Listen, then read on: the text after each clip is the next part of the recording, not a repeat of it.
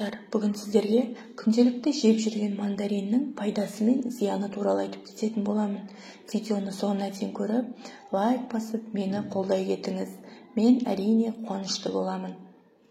Бұл мандариннің сабақтары жасыл, жапырағы жұмыртқа пішінді сопақшалау келеді. Ол басқа цитрустарға қарағанда жапырағының сабағы жіңішкелеу, және ол ең тез пісетін әрі көп жеміс беретін ағаш. Мамыр-шілде айында гүлдейді. Гүлі ақ түсті майда болады. Қараша-желтоқсан айларында жеміс береді. Мандариннің ерекшелігі қыс мезгілінде тұмау, салқын тию және С дәруменіне қажетті барлық ауруларға шипа болып табылады.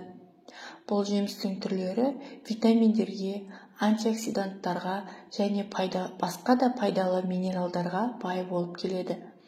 Ал мұндай заттар бактериялардың көбеюінің алдын алып, қыста суық тиюден сақтайды.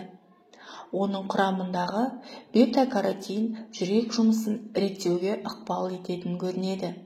Сонымен қатар, диетологтар асқазан және ас қорыту мүшелерінің ауруы бар және асқазан қышқылы жоғары адамдарға мандаринді жегенде абай болу керектігін ескертіп кетеді.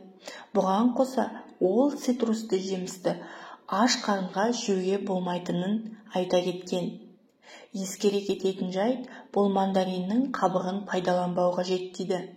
Себебі шетелдік өндірушілер мандариннің қабығын оның көп уақыт бойы сақталуын қамтамасыз ету үшін арнайы оған қарсы дәрілермен өңдейді екен.